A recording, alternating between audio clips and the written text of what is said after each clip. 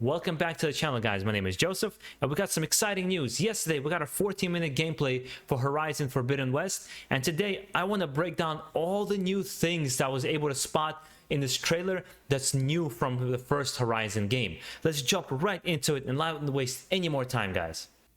Now, I'm going to make sure all these points are in order that they appear in the trailer to make it kind of some kind of logical step of what I saw there.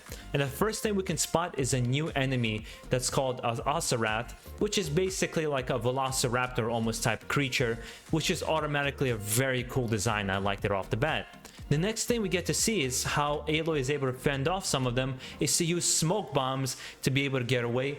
Is going to be super useful because especially when you would get attacked by a bunch of machines in the first game, it was sometimes quite difficult to get away because this game revolves a lot around strategy.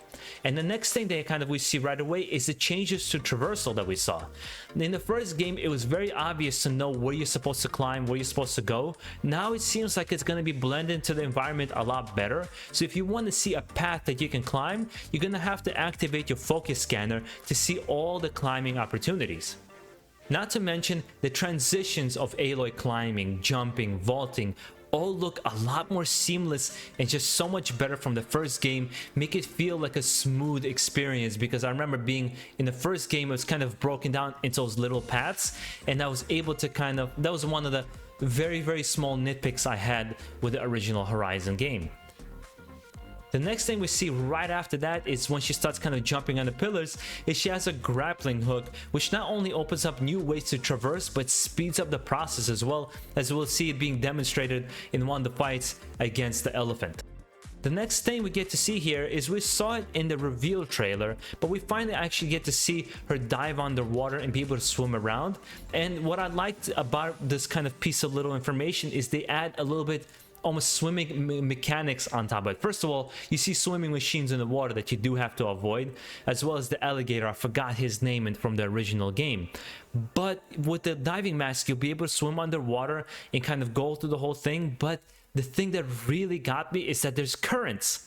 Just like in real life, there's water. I don't know if anybody of you guys ever scuba dived. I've scuba dived. A current is very strong, especially, deep underwater. So it's going to be really nice to see how it's going to affect gameplay, fights, or is it going to be almost like a pathway for you to travel so you don't go too far out when you're swimming around. The next element is the introduction of a new tribe, which is called the Tanoth, or Tanoth, the way they kind of pronounce it. It was a little bit hard to hear. But it's also the enemies were able to ride machines, which is going to be some interesting combat encounters. I can already picture it, considering you could also ride, mounts from the first game, but this time around it looks like you can mount aggressive mounts and actually be able to use them in fights as well, or at the very least that's what it looked like. We didn't get to see much of that in this teaser here. Right after this, we also get to see a big baddie, the Tremor Tusk, the elephant. And I found obviously the bear from the original game, from the DLC, to be one of the toughest enemies in the game. And then I see this guy, I was like, oh man, this is going to be a tough one to fight. Although of course she dispatches with him pretty quickly, because obviously the player or the guy who was playing it knew what he was doing. Now, this is the most important part for me personally, because the combat was something I had a problem with from the original Horizon game, because it was kind of simplistic. But it looks like it's a lot more robust now, and it seems there's going to be almost a light combo system in place with this spear, and especially the enemies. Well, they have enemy types to support that system. We see this big guy with a hammer, and it looks like they almost took a cue from Last of Us, the way he tussles with her and slams her in the ground. She gets up very quickly and kind of jumps back. It's all very seamless. And Aloy can now charge up her spear, and it looks like it's going to have multiple properties. In this case, it was a knockback effect, and shedding the enemy's armor and kicking him like off him, and being able to shoot an arrow in slow motion, which again seems like a new ability if my memory serves me right. But he just seems a lot more dynamic and a lot more involved now this time around, and this is exactly what I wanted, because everything else in the original game was so good. Another thing we get to see when she's running away from the Tremor Tusk is that she's able to jump off and deploy what's called a shield wing to help her glide from high places safely onto the ground. And it looks like she also implemented it very nicely into more complex traversal sections, which I'm sure is going to come into play somehow in exploration in the game as well.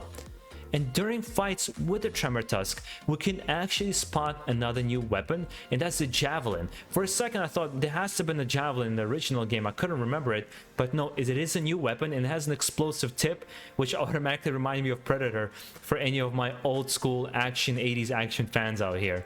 And then another thing I was able to spot is that you can almost miss it if you don't look at it quickly enough, is that there's a new kind of a Slingshot Grenade that puts goo onto the enemies and slows them down, which is amazing because some of the things you would utilize in the original game to slow down, like the Tripcaster, was a little bit, you know, sometimes difficult to deploy in very stressful situations. So it's nice to see that you have another option if you quickly need to slow them down to kind of recover and gain your footing. But generally seeing what I've saw from the gameplay looks absolutely phenomenal. But you know, almost I can't say I was expecting it. From what they did from original Horizon game, I was expecting this game to be amazing as well. And it looks like it's just going to be absolutely massive as you're going to be trekking across America. Obviously we'll see how far that goes, but it really seems like they're stepping the game up. They're improving a whole lot. Just in one trailer we saw all these new elements and all new things in play. I just can't wait. The graphic, I didn't even talk about how it looks graphically. The game looks absolutely phenomenal graphically, but it was running on 30 frames. We can see that from the stream, but it's not something to judge on, right? It's the first gameplay like revealed. It was streamed online. It's not the actual gameplay. I'm sure later on they'll probably upload a different version. Most likely it will run at 60 frames without ray tracing or whatever other effects they might have in this game, because this seems to be the trend with PlayStation 5 overall. But were you excited about what you saw with this gameplay? Did it get you excited to play for the game? And if you've never played Horizon, what are you doing with your life? Go play it right now. It's on PC, it's on PlayStation 4. Unfortunately for you Xbox guys, sorry, there's no game there.